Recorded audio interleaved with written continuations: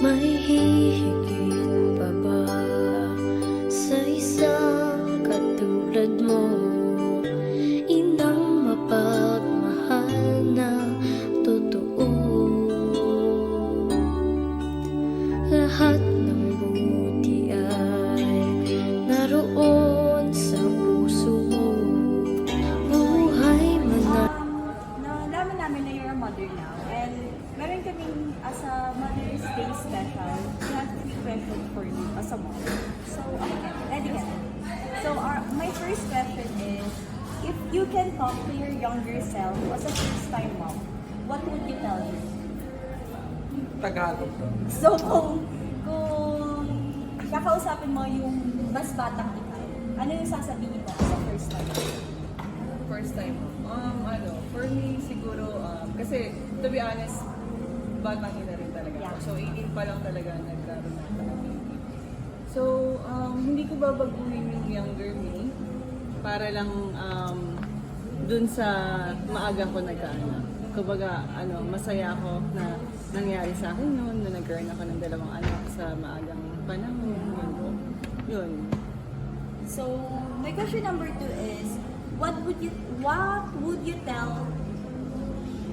like to tell your mom now that you are also a mom?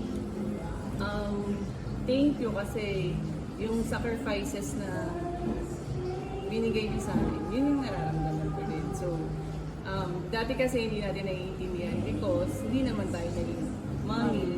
So, nung naging mother ako, parang doon ko na-realize na sobrang salbahe ko pala kasi nga parang di ako sumusunod sa mother ko. Pero yun, thankful ako kasi strong mom siya para i-raise kami.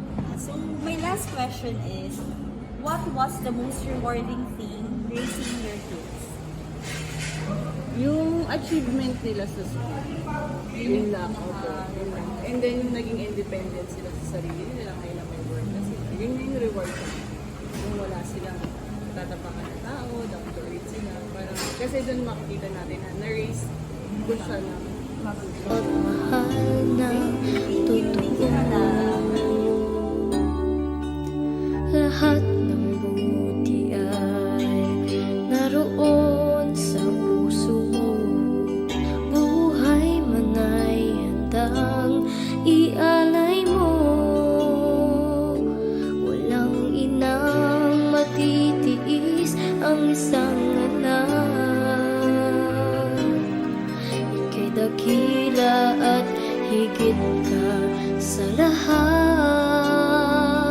Ang awit na ito ay alay ko sa'yo. Ang himig at titig ay pag-ibig sa puso ko. Ika'y nag-iisa, ikaw lang sa mundo.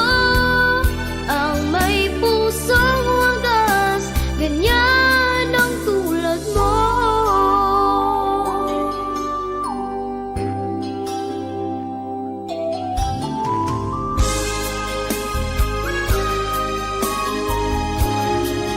Question sa'yo as a mom.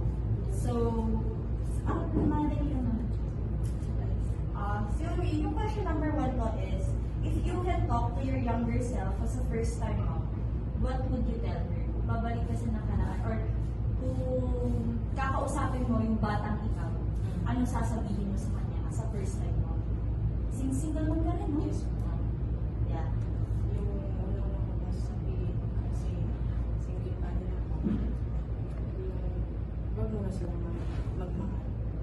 Mag-aral muna sila, sumunod sila sa magulang nila. At lahat naman ng mga payo ng magulang ay para sa akin. Kaya wag Walang muna sila. walang masamang ipapayo ang magulang.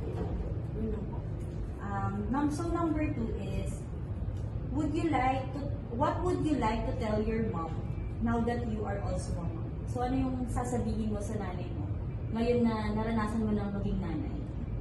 Yung sasabihin ko po sa nanay ko, tama po yung mga payo sa akin. Nung ako ay hindi pa naging nung dalaga pa ako, sana sinunod ko siya. Hindi ko sana maranasan yung ganito buhay na as a single mother.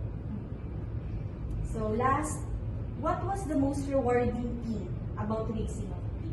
So parang ano yung parang pinaka-reward mo as a single mom habang pinapalaki mo mag-isa yung anak mo? Yung reward ko sa akin, anak ko. Kasi siya yung pinaka magandang regalo ng Panginoon sa akin. Saka ngayon, kumbaga parang natutunan ko yung mga mga sacrifice bilang isang magulang na hindi ko na ano sa akin magulang mo na sinusuway ko sila. Ngayon alam ko na pala yung mga damdamin ng ating mga magulang or dapat sinunod ko sila.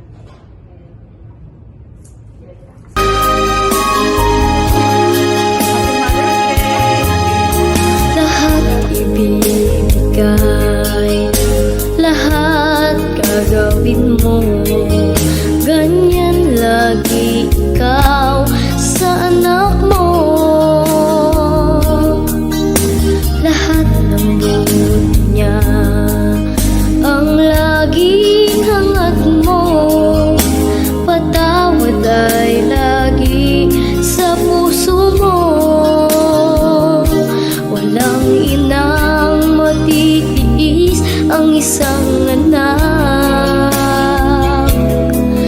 Ika'y dakila at higit ka sa lahat.